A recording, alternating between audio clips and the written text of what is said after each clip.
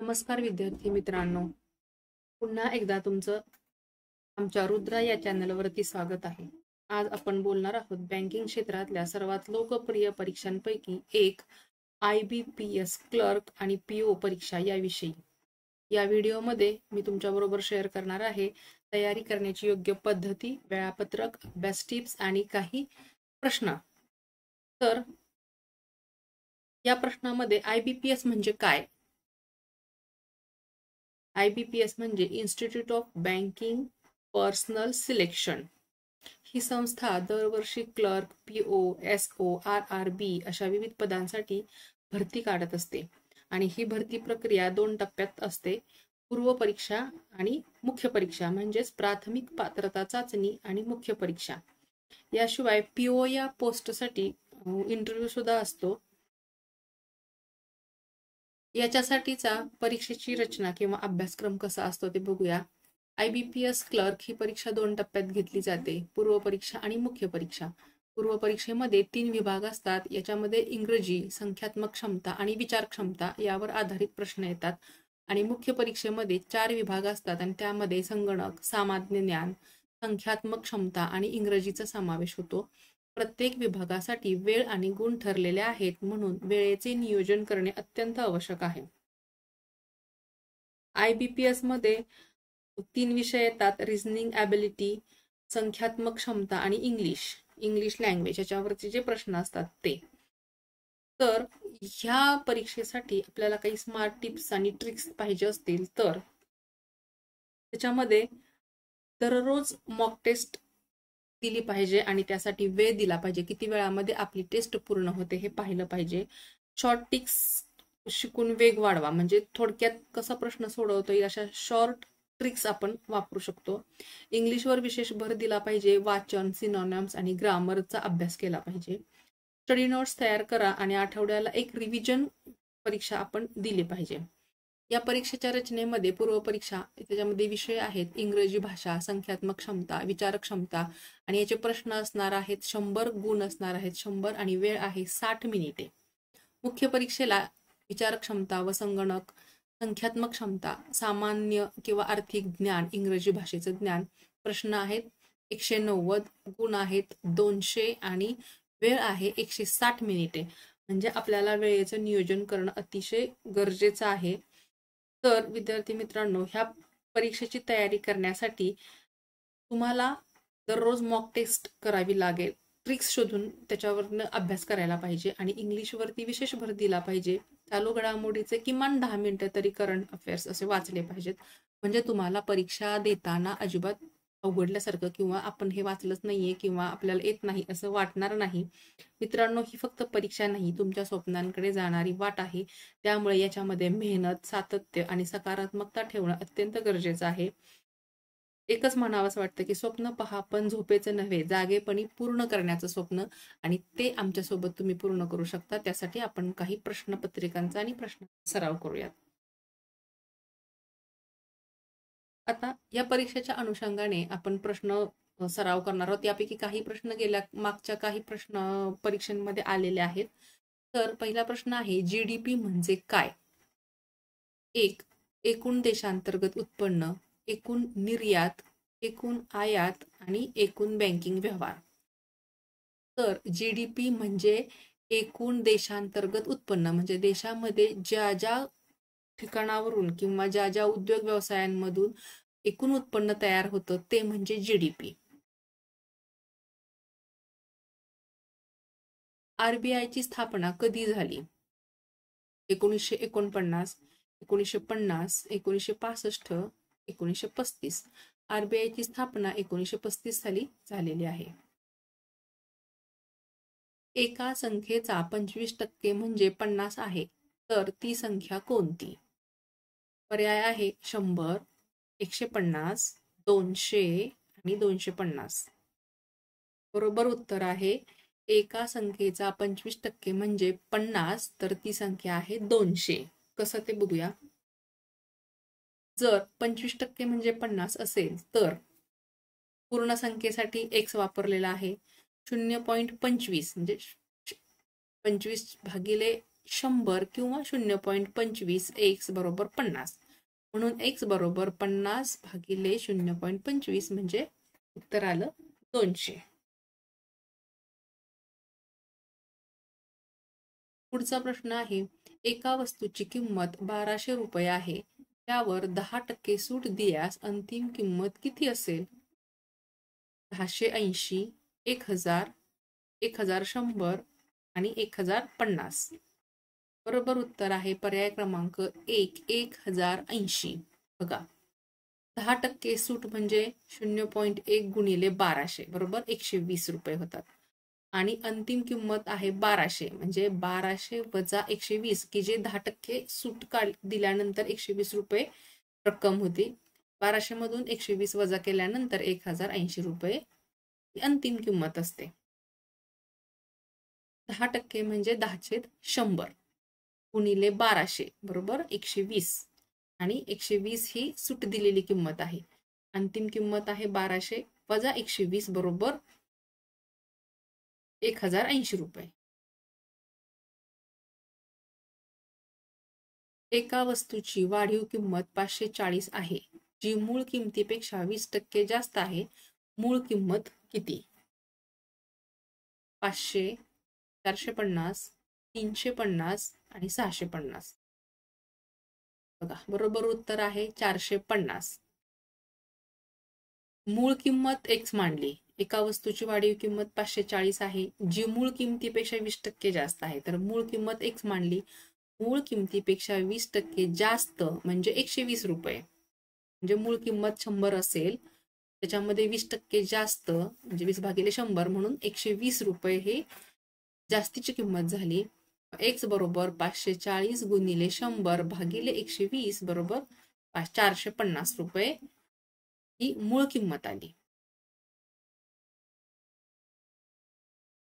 एका नळाने 12 तासात टाकी भरली. जर दुसरा नळ त्याच वेगाने चालू केला तर टाकी भरायला किती वेळ लागेल? 6 तास, 8 तास, 10 तास, 12 तास. बरोबर उत्तर आहे 6 तास. 2 नळ एकत्र काम करत असल्यामुळे वेळ निम्मा होतो. त्यामुळे 12 भागिले 2 बरोबर 6.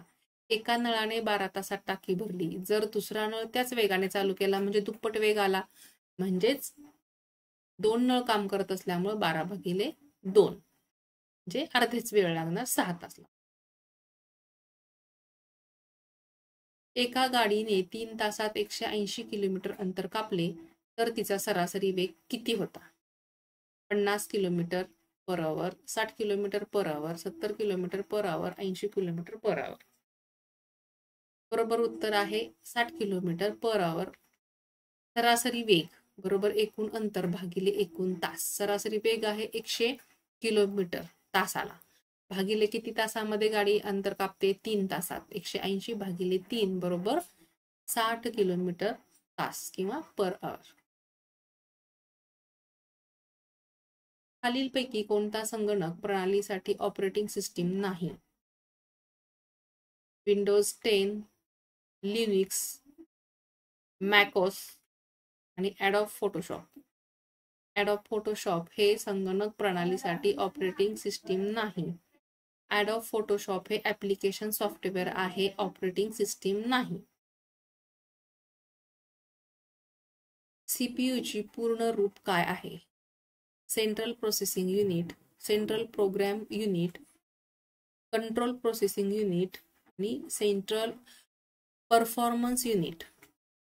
बरोबर उत्तर आहे सीपीयूचं पूर्ण रूप आहे सेंट्रल प्रोसेसिंग युनिट.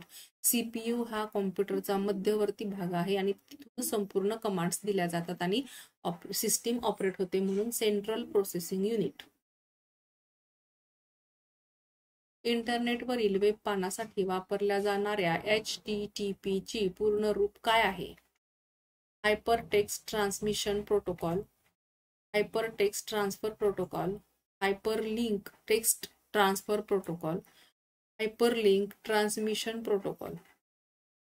बरोबर उत्तर आहे hyper text transfer protocol. HTTP चं पूर्ण रूप आहे hyper text transfer protocol.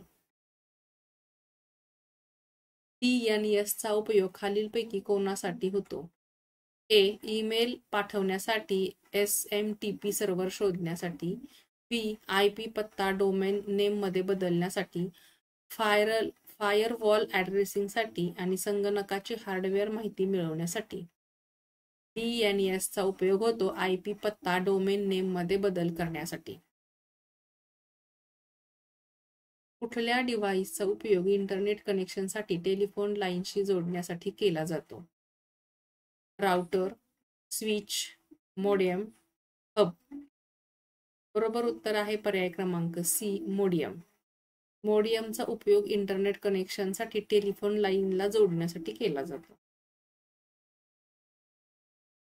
PDF फाईलचे पूर्ण रूप काय आहे? Portable data format, portable document format, public document format आणि पर्सनल डाटा फॉर्मॅट. बरोबर आहे पोर्टेबल डॉक्युमेंट फॉर्मॅट. तो सहजपणे प्रिंट काढण्यासाठी किंवा या ॲप्लिकेशनमधून त्या ॲप्लिकेशनमध्ये कॉपी पेस्ट करण्यासाठी त्याचा उपयोग होतो, म्हणून पोर्टेबल डॉक्युमेंट फॉर्मॅट.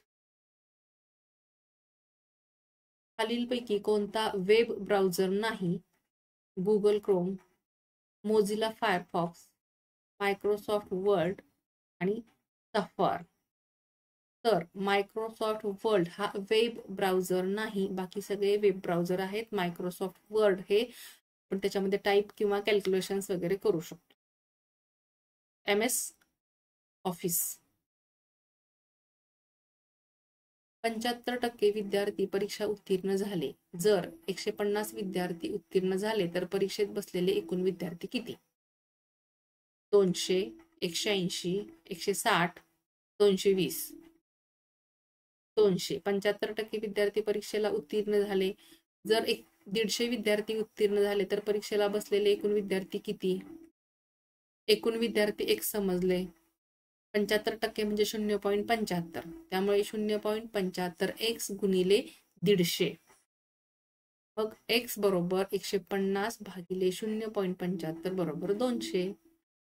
किंवा 0.75 कळत नसेल तर 75 भागिले 100%. 75% म्हणजे 75/100 असंही आपण घेऊ शकतो. 150 गुणिले 75 भागिले 100 आणि जे उत्तर येईल ते 200. भारतीय संविधान दिन कधी साजरा केला जातो? 15 ऑगस्ट, 26 जानेवारी, 26 नोव्हेंबर, 2 ऑक्टोबर.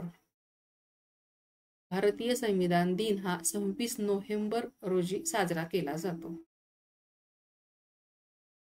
भारतातील राष्ट्रपतींची निवड कोण करतो?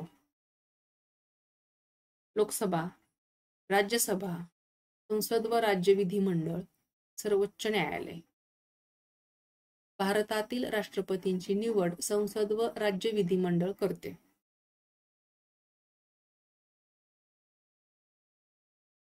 वीसशे 2024 मध्ये भारताने कोणत्या देशासोबत सेमी कंडक्टर करार केला? अमेरिका, जपान, दक्षिण कोरिया, फ्रान्स. अमेरिका. 2024 मध्ये भारताने अमेरिका या देशाबरोबर सेमी कंडक्टर करार केलेला आहे. 2025 मध्ये G20 किंवा G20 अध्यक्षपद कोणत्या देशाकडे आहे?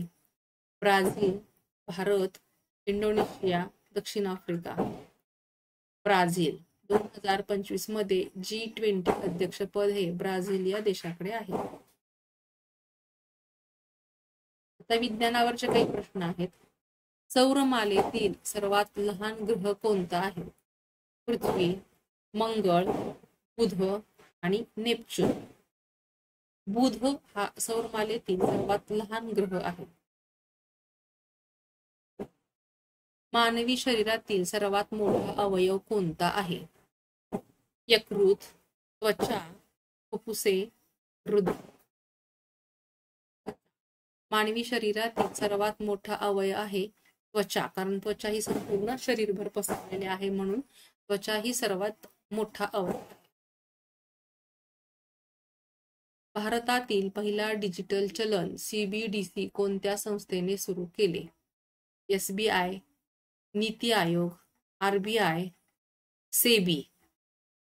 तर RBI, reserve bank of India, भारतातील पहिलं डिजिटल चलन हे RBI या बँकेने किंवा संस्थेने सुरू केलेले आहे. तर विद्यार्थी मित्रांनो, आमचा हा व्हिडिओ आवडला असेल तर लाईक करा, शेअर करा आणि अजून अशाच अभ्यास सामग्रीसाठी चॅनलला सबस्क्राईब करायला विसरू नका.